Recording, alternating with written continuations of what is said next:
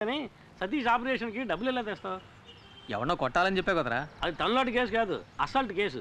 విదర్లంకి తెలుసుగా, అక్కడ హత్య కేసు ఉంది. అది నువ్వు చేసే ఒప్పుకుని సరెండర్ అయ్యనుకో పార్టీ 8 లక్షలు ఇస్తానంటున్నాడు. హత్య అంటే ఊరేస్తారు కదరా. అది అడిగా. పైకోర్టుకి అప్పీల్ చేసుకుని సాక్షులు మార్చేసి బయటికి తీసుకొచ్చి లాయరే చెప్పాడు. కాకపోతే 2 ఏళ్ళు జైల్లో ఉండాల్సి వస్తుంది. అది మనం కుదరదని నేను వదిలేశాను. అలా ఎందుకన్నావు? నీ తమ్ముడిని కాపాడుతానని బాలాకి నేను మాటిచ్చాను. నేను చేస్తాను. వేదూరులంకకి 2 టికెట్లు దిగాలని మాకు తెలీదా? ప్రతి వాడు దిగండి దిగండి నారాడు.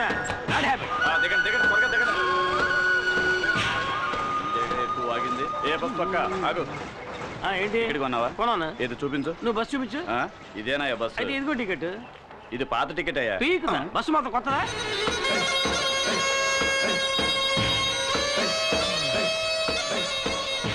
బాగా ఎండగా ఉంది, కొనుక్కుంటు. ఇదిగో.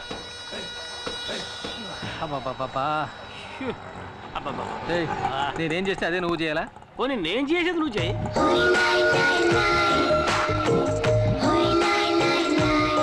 మూర్తి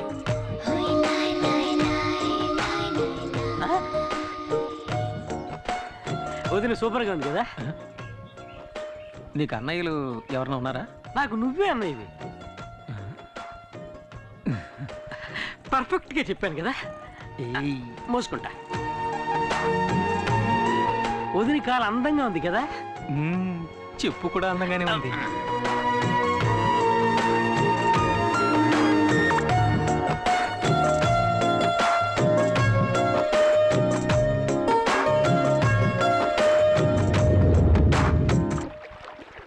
ఏంటంజలి, మీ దివాణం బోటి వాళ్ళు రాలేదా? వదిన పేరు అంజలి మూర్తి. అంజలి మూర్తి. నీకేంటమ్మా, ఎదుర్లంక దివాణంలో రాణిలా బతుకుతున్నావు. నువ్వు తలుచుకుంటే కొత్త బోటే కొనేయచ్చు. నేను రాణిని కాను, జమీందారు గారికి బంధువుని కాను. నేను ఆ దివాణంలో లెక్కలు చూసే సాధారణమైన అకౌంటెంట్ని. మా నాన్నగారు చేసిన పనిని ఆయన పోయాక నేను చేస్తున్నాను. ఏంటమ్మా అలా అంట? ఈశ్వర ప్రసాద్ గారు జైలుకి వెళ్ళాక వాళ్ళ అమ్మగారిని అబ్బాయిని నువ్వేగా బాధ్యతగా చూసుకుంటున్నా? అది నా బాధ్యత. అనాథలమైన మాకు వారే ఆశ్రయం ఇచ్చారు. అది ఎంతకాలం? నీకు పెళ్ళయ్యి అత్తారింటికి వెళ్లే వరకేగా. అంటే వదినకి ఇంకా పెళ్లి కాలే. సిగ్గా. ఈశ్వర ప్రసాద్ గారు జైలు నుంచి రాగానే అంజలికి పెళ్లి అవుతుందో లేదో తెలియదు కానీ ఖచ్చితంగా ఇక్కడ హత్య జరుగుతుంది. అప్పుడే గాల్లో రక్తపాసన వస్తుంది. అది నేను నీ పెళ్ళం దుడ్డు కర్రతో నీ నెత్తిని బాధింది కదా, ఆ రక్తపు మరకల వాసన.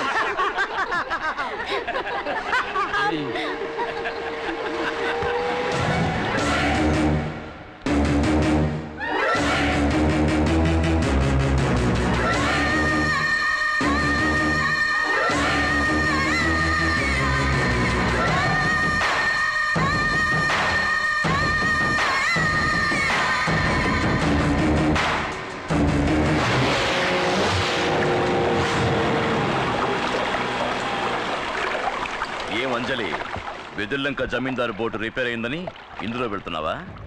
నా బోట్ ఎక్కువ. జమీందారు బోట్ లాగా తుప్పు పట్టిన బోటు కాదు, సరికొత్త బోటు. రావే, నేను నిన్ను డ్రాప్ చేస్తాను.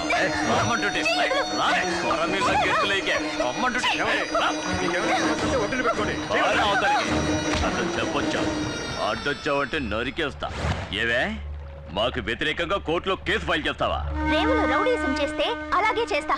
అది నా డ్యూటీ. నీ డ్యూటీ అది కాదే, నాతో రా, నేనిస్తా కొత్త పని. ఊరికే కాదులే, నువ్వు నీ పని బాగా చేసావనుకో 100-200 ఎక్కువ ఇస్తాను. అటువంటి అమ్మాయిలు నీ కుటుంబంలోనే ఉన్నారా? వెళ్ళి బాలకు చెప్పు. నా తడాక ఈ రోజు చూపిస్తానే. రావే,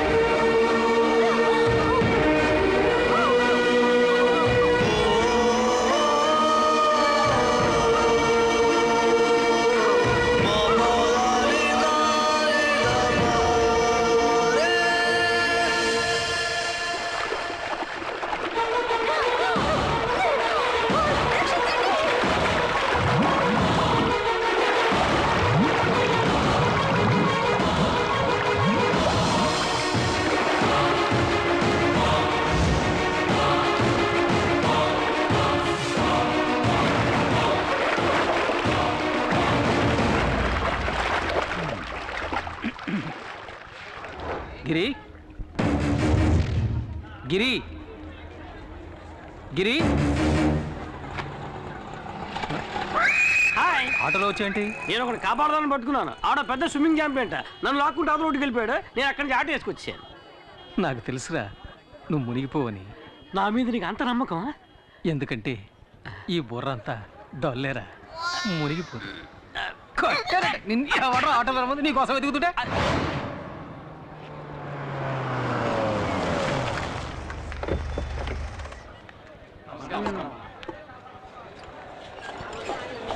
అమ్మ మాకు చాలా భయంగా ఉందమ్మా. ఏం భయపడకండి, నేను చూసుకుంటాను.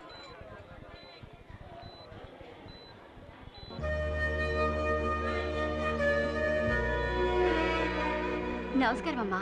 అంజలికి ఇప్పుడు ఎలా ఉంది? నీళ్ళల్లో పట్టం వల్ల భయపడింది. 2 రోజులు రెస్ట్ తీసుకుంటే సరిపోతుంది. Thank you doctor.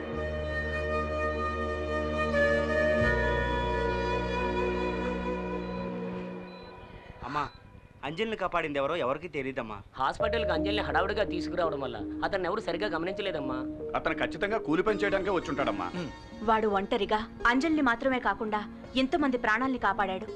ఎవరి నుంచి ఏమీ ఆశించను కూడా లేదు. ఆ వేణు, అమ్మా. అతనెవరో తెలుసుకున్నాను, కలవమని చెప్పు. అలాగేనమ్మా. అమ్మా, ఆ తిరువురు వాళ్ళని ఇలాగే వదిలేస్తే మంచిది కాదమ్మా. అమ్మా, మీరు మా అందరినీ ఓపిక పట్టమని చెప్పిన ఒకే కారణంగా మేము ఊరుకున్నామమ్మా. ఏది ఏమైనా మేము పోలీసులకి కంప్లైంట్ ఇచ్చామమ్మా. వాళ్ళు రుద్రపతిని అరెస్ట్ చేశారమ్మా.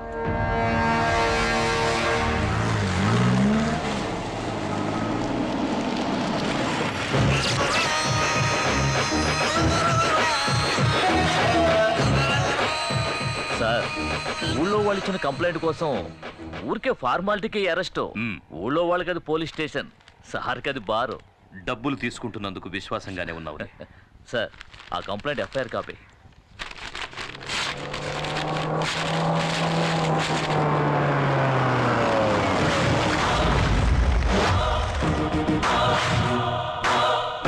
ఎన్నడూ రాని వాళ్ళు వచ్చారే. అచ్చోసి ఊరి మీద వదిలేసావే నీ తమ్ముడు రుద్రపతి. వాడి కాళ్ళు ఈ ఇన్స్పెక్టర్ గారు ఎలా పట్టుకుంటాడో చూసి పోదామని వచ్చాను. జమీందారుని ఈయనేం చేస్తాడో. జైల్లో ఉన్నాడే నీ కొడుకు ఈశ్వర ప్రసాద్, వెళ్ళి వాణ్ణడుగు. ఆ రోజు ఈయన నీ కొడుకును అరెస్ట్ చేసి నడ్డి మీద తన్ని వీధుల వెంట ఈడ్చుకెళ్తూ ఉంటే నొప్పి తట్టుకోలేక అమ్మా అని అరిచాడే. ఆ కేకలు నా చెవుల్లో ఇంకా వినిపిస్తూనే ఉన్నాయి. ఆ రోజు ఇతను ఆపాడు, లేకపోతే ఆ రోజే వాడి కథ ముగించేవాడిని. అందుచేత ఇతని కాళ్ల మీద పడి కృతజ్ఞతలు చెప్పి ఇక్కడి నుంచి వెళ్ళిపో. నాయుడు, పగ నీకు నాకేరా. ధైర్యం ఉంటే నన్ను ఎదుర్కొని చూడరా. నీ ప్రతాపాన్ని తల్లిదండ్రులు లేని అమాయకురాల్ని చూపించుకో. ఇంతకు మించి ఒక్క మాట మాట్లాడావో ఆడదానివని కూడా చూడు, నరికేస్తా. నరకరా, నరకు, నరకేసాయి. నీకు గుర్తుందా, ఇదే చేత్తో నీకెన్నిసార్లు అన్నం పెట్టుంటాను. అందుకు కృతజ్ఞతగా నన్ను నరికేరా, నరికేయ్.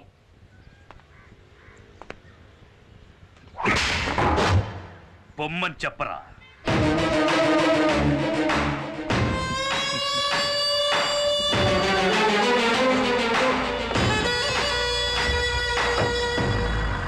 ఇదే లాయర్ గారి ఇల్లు. ఆహా, సూపర్ కారు. ముందు వచ్చి డోర్ పీకేశాం. అంతమంది జనం ఉన్నారేంటి? మనకి పోటీగా వచ్చారేమో. లాయర్ గారు లేరా అండి? ఉన్నారు. గుంపుగా వస్తే బావకు భయం. సార్ని అడిగానని చెప్పండి, వస్తాను. వెళ్ళరా. Excuse me sir. ఎవర్రా మీరు? లాయర్ గారు ఉన్నారండి. నీ పేరు చెప్పరా. గిరి అని చెప్పండి, ఎవ్వరికి తెలీదు. స్పేర్ పార్ట్స్ గిరి అని చెప్పండి, అందరికీ తెలుస్తుంది. ఎవరు? ఇంకెవరు? నేనే బావ రుద్రని. నువ్వేంటి ఇక్కడ దాక్కున్నావు? నేను దాక్కోలేదు బావా, ఓ కేసు విషయంలో సెక్షన్ వెతుక్కుంటున్నాను, అందుకే బయటికి రాలేదు. సరేరా. ఇది హత్య కేసు, ఒప్పుకోవడానికి సిద్ధమేగా? అది కాదు, కేసు గురించి కొంచెం వివరంగా చెప్పారంటే. వివరంగా చెప్తాను. ఇక్కడ విదుర్లంక జమీందారులని బిచ్చగాడ వంశం ఉందయ్యా. అక్కడ ఈశ్వర్ ప్రసాద్ అనే అతను ఒక్క దెబ్బతో ఇతను లేపేశాడు. అదే మావాడైతే 4 లేపేసేవాడు, 6. ఓకే కదా? హత్య చేయబడ్డ వాళ్ళలో ఒకడు డ్రైవరు, ఇంకొకడు వీళ్ళ నాన్న మా మామగారు. అంటే మొత్తం 3. వీళ్ళ నాన్ననయ్య మా మామగారు. సరే అయితే 2. సెషన్స్ కోర్టు ఈశ్వర ప్రసాద్కి ఉరిశిక్ష విధించింది, కానీ హైకోర్టు దాన్ని యావజ్జీవ శిక్షగా మార్చింది. ఇప్పుడు ఈశ్వర ప్రసాద్ పేరోల్లో బయటికి రాబోతున్నాడు. రాగానే అతన్ని వీళ్ళిద్దరూ హత్య చేయబోతున్నాడు. అయితే హత్య ఇంకా జరగలేదా? కానీ జరుగుతుంది, ఖచ్చితంగా జరుగుతుంది. వాడిని ఇదే చేత్తో కత్తికో కండగా నరికి సముద్రంలో కలిపేస్తాను. కానీ ఆ నీచుణ్ణి చంపి జైలుకెళ్ళి చిప్పకూడు తినడం నాకిష్టం లేదు. సార్ ఏంటి సార్ ఏ కాలంలో ఉన్నారు? ఇప్పుడంతా జైల్లో చెప్పకూడదు లేదు సార్. మంగళవారం గుడ్డు, ఆదివారం మటన్, చికెన్ 3 పూట్ల ఓ పట్టు పట్టచ్చు. ఎరా చూసారా ఎంత అప్డేట్ గా ఉన్నాడో? ఇలా చూడు, మరి ఈశ్వర ప్రసాద్ చంపింది నేనేనని ఒప్పుకోవడానికి సిద్ధంగా ఉన్నావా? సిద్ధంగా ఉన్నాను సార్, కానీ పోలీసులకు సరెండర్ అవడానికి ముందు 5 లక్షలు నా చేతికి ఇచ్చేయండి సార్. తర్వాత కోర్టులో నేను నిజం చెప్పడానికి ముందు 3 లక్షలు మా వాడి చేతికి ఇచ్చేయండి సార్. మీరు మాట తప్పితే నేను కోర్టులో నిజం చెప్పాల్సి ఉంటుంది. ఇక్కడ అలాంటి సమస్యలేమీ రావు. సరే, హత్య జరిగిన తర్వాత కబురు చేయండి, మేము బయలుదేరుతాం. ఆగండి, ఎందుకు అనవసరంగా తిరగటం? హత్య జరిగేంత వరకు మీ ఇద్దరు ఈ ఊళ్ళోనే ఉండిపోవచ్చు కదా. నేను ఒప్పుకునేది వీడు, వరగా నుంచి వేడుకు చూసేది నేను. నాకు ఈ కేసుకి ఏమిటి జాయింట్? వాళ్ళంత క్లియర్ గా చెప్తారా నీ మట్టిపూరకు అర్థం కావట్లా?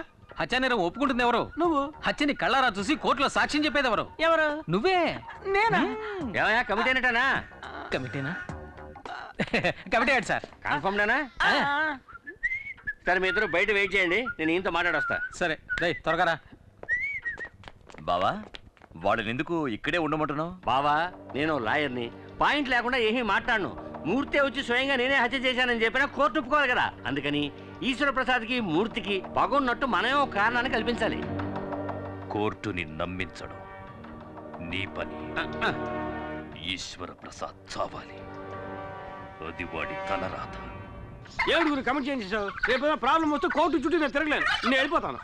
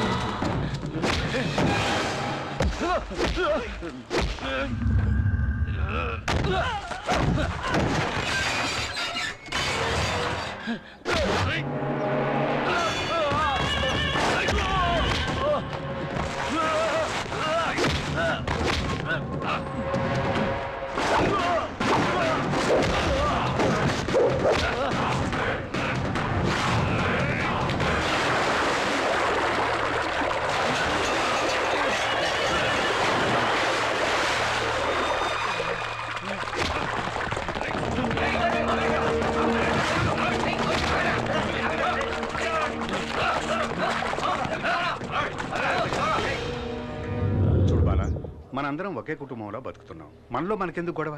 అన్నం పెట్టమన్నాడు, ఇంకా టైం అవ్వలేదన్నాను, అందుకోసం ఫోన్. నన్ను దిగులు పడక బాలా, ఆడు కొరివితో తలగొక్కుంటున్నాడు.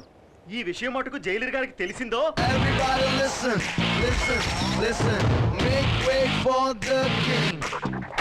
ఏంటి జైల్లో వైలెన్సా? సైలెన్స్ మెయింటైన్ చేయడానికి నేనే ఆర్డినరీ జైలర్ జిమ్ములింగాన్ని కాదు, టెర్రర్ తాతారావునే. ఈవేళ మాయాగాడిని పుల్ల పొడిచేస్తాను. ఏంటి సెల్యూట్ కొట్టు? నేను వీళ్ళని కొట్టమానాను. ఉదయాన్నే కొట్టాను కదా సార్. నేను కూడా నిన్న రాత్రి కొట్టాను, ఇప్పుడు కొట్టరా? ఇలా చూడు, ఆ బాలగాన్ని కాస్త తగ్గమను, లేదా వాడిని ఇక్కడే కొట్టి సమాధి చేస్తా. సరేలే, ఎక్కడ టెన్షన్ అవ్వాలో అక్కడ అవ్వకుండా వదిలేస్తారు. ఇప్పుడు టెన్షన్ అయ్యి ఏం ప్రయోజనం? ఇలా చూడండి, ఆ బాలగాడి మీద నేను సివియర్ యాక్షన్ తీసుకుంటాను. ఒక జైలర్ తో ఏదో టైలర్ తో మాట్లాడినట్టు మాట్లాడి వెళ్ళిపోతున్నాడు వీడు. అవును, ఎప్పుడు వచ్చాడు వీడు? నిన్నే వచ్చాడు సార్. నిన్న వచ్చిన కుయ్యాగాడు బాలానే కొట్టాడు. నెక్స్ట్ మిమ్మల్నే కొడతాడు సార్. వీణ్ణి ఒప్పుకుంటాను.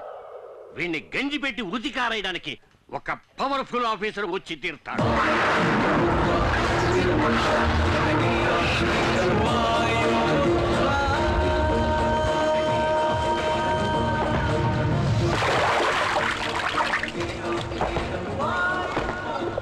వాయుపుత్ర ఎవడ్రా వాడు? వాయుపుత్ర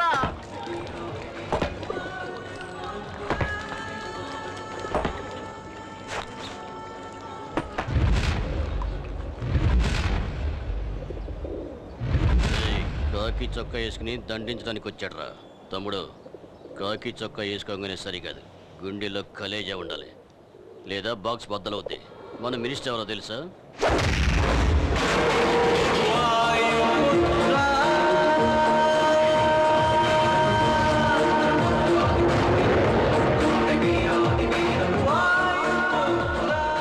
గుండెల్లో కలేజా మాత్రమే కాదురా, కండల్లో బలం కూడా ఉంది.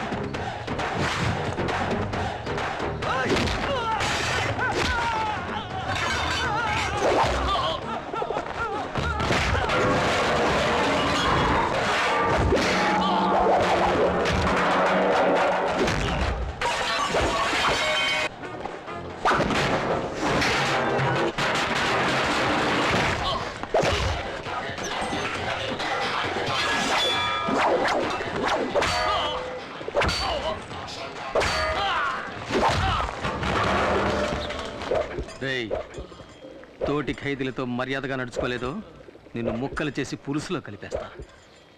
నీకు ఇంకో విషయం తెలుసా? నేను ఆఫీసర్ని కాదు, ఖైదీని. నంబర్ 2, 3, 8. ప్రేమతో వాయుపుత్ర.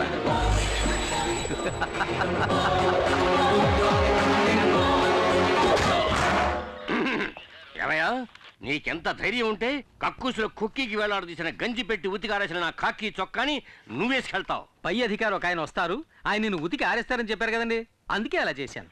ఇలా చూడు, తప్పు చేసిన వాడికి శిక్ష విధించాల్సిందే. అందుకే ఈ జైల్లో నువ్వు తప్ప వేరే మగాడే లేడు. థ్యాంక్స్. కనుక నువ్వు ఉతుకు, చక్కగా ఉతుకు. ఉతకమంటారండి? బాగా ఉతుకు. కానీ ఉతకడానికి ముందుగా నాతో చెప్పు, అప్పుడే నేను ఇంకో డ్రెస్తో రెడీగా ఉండగలుగుతాను. వస్తాను సార్. ఏంటి వీడు టెర్రర్ తాతారావుని టెర్రరైజ్ చేసిపోతున్నాడు? ఇదేమన్నా జనక్రీడలా జలసాగా చేస్తున్నారు?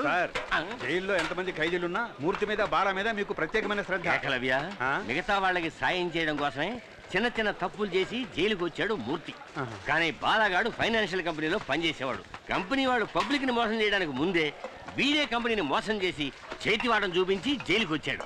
వీళ్ళ మైత్రిని నేను అభినందిస్తున్నాను రా ఏకలవ్య. అచ్చే ఏకలవ్య, బాలా మీద దెబ్బ పడిందని తెలియగానే మూర్తికి లేచింది కోపం. అలాంటి స్నేహం వాళ్ళది. ఏంట్రా నీ చెడ్డీకి అన్ని కిటికీలు ఉన్నాయి, మగాడు నీళ్ళు వేసుకుంటున్నారు సార్. అమ్మా ఎలా ఉన్నావమ్మా? బానే ఉన్నా నాయనా. సతీష్కి ఇప్పుడు ఎలా ఉంది? డాక్టర్లు వెంటనే ఆపరేషన్ చేయాలన్నారు.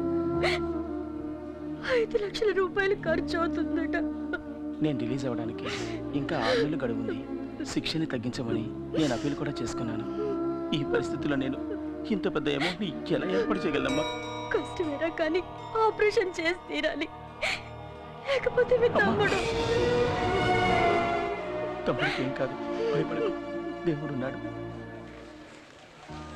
బాలా డల్గా ఉన్నావే? తమ్ముడికి ఆపరేషన్ 5 లక్షల రూపాయలు కావాలట. నేను బయట ఉంటే ఏదో విధంగా ఏర్పాటు చేసేవాడిని. ఇప్పుడు ఏం చేయాలో తెలియడం లేదు.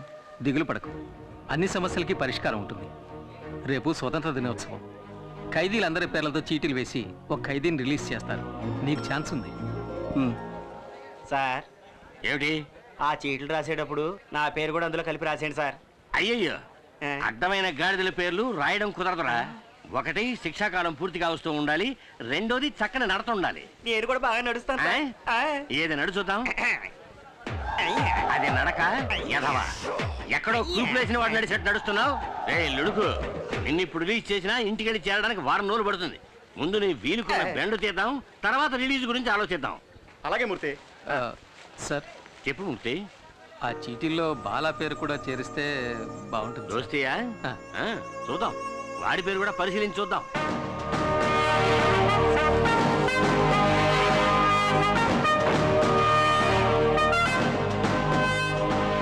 అందరికీ నమస్కారం. స్వాతంత్ర దినోత్సవ సందర్భంగా ఈ సంవత్సరపు అదృష్టవంతుడు ఎవరో చూద్దాం.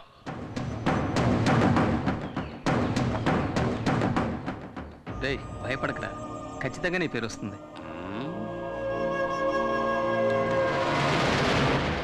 మూర్తి అదృష్టవంతుడు.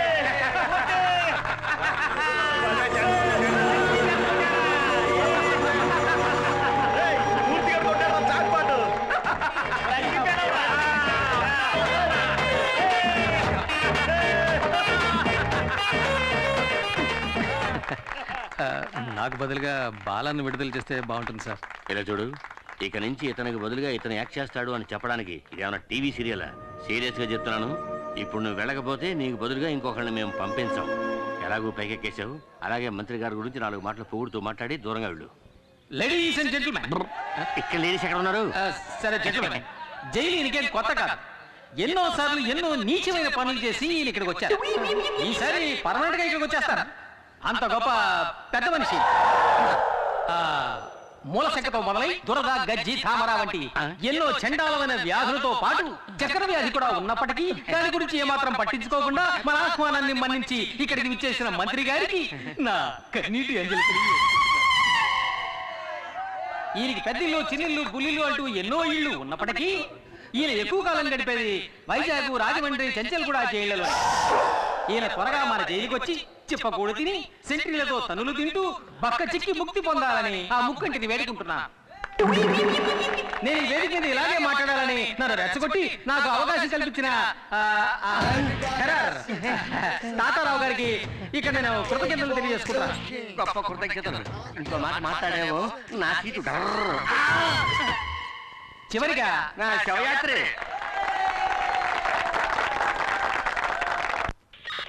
సార్ నమస్కారం సార్.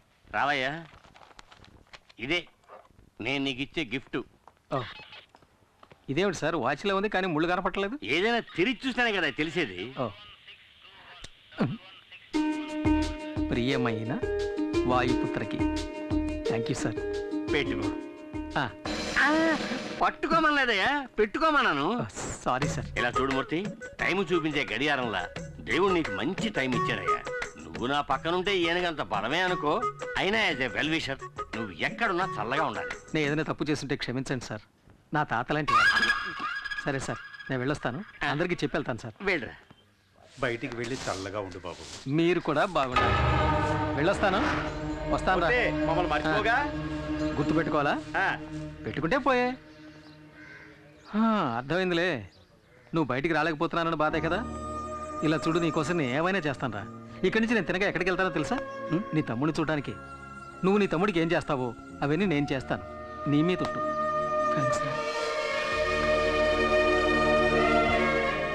నువ్వు చేసిన మేలు జన్మలు మర్చిపోలేనురా. దిగులు పడకరా. ఏంటండి ఇది, 6 ప్యాక్ బాడీని ఫ్యామిలీ ప్యాక్ చేసి మొన్నే పెళ్ళి అయిందయ్యా. వస్తాను రా. బాయ్.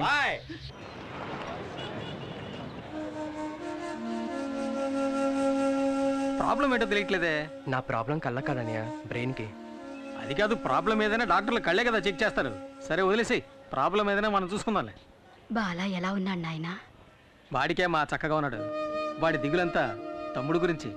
అవును, ఇంత చిన్న వయసులో వీడెందుకు ఇలా అయిపోయాడు? చిన్నతనంలో తరచూ తలనొప్పి వచ్చేది. మైకం ఎంబీఏ చదువుతున్నప్పుడు వచ్చింది. ఓ, అయ్యగారు ఎంబీఏ చదువుకున్నారా? అందుకే ఎక్కువగా చదవకూడదని చెప్పేది. నన్ను చూడండి, అందంగా 5. సరే, నువ్వేం దిగులు పడకు. నీ ఆపరేషన్కి ఎంత ఖర్చు అయినా అది నేను చూసుకుంటాను. సార్ ఈ బిల్లుకి ఆల్రెడీ డబ్బులు కట్టేశారు. ఎవరు కట్టారు? ఆ అమ్మాయే.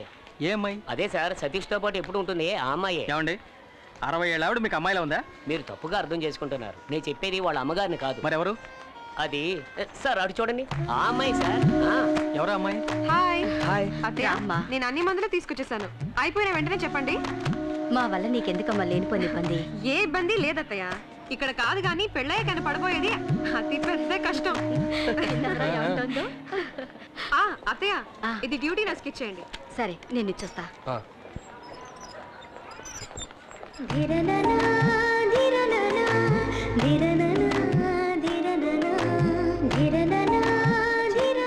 ఎన్ని మందులు రాసిస్తారు? అమ్మా, ఈ మందులు తీసుకురమ్మన్నారమ్మా. శాలిని, మీ అక్కని అడిగానని చెప్పమ్మా. అలాగే అత్తయ్య. ఈ మందులకి ఎంత డబ్బు ఖర్చు అవుతుందో? ఎంత డబ్బు ఖర్చైనా పర్లేదు అత్తయ్య. సతీష్కి నయం అయితే ఇదేపటి నుంచి? ఏదన్నయ్య? ఆ అమ్మాయి నవ్వే స్టైల్ చూశానుగా. అదే, ఆ అమ్మాయి పేరు శాలిని, మిడిల్ క్లాస్. ఏదో చిన్న ఉద్యోగం చేస్తుంది. వచ్చిందంటూ నాకు సహాయం చేస్తుంది. నేను ఎంతవరకు ప్రాణాలతో ఉంటానో నాకే తెలీదు. నన్ను వదిలేమని ఎన్నిసార్లు అన్నా తను వెళ్ళలేదన్నా. Anyway, best of luck.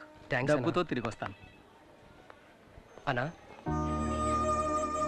ఏనా ఆపరేషన్కి డబ్బు తీసుకొస్తానని నువ్వు అన్నది నాకు సత్య చెప్పడానికేగా? నీ గురించి నువ్వేం దిగులు పడకు. నా మాటలు అక్షర సత్యాలు.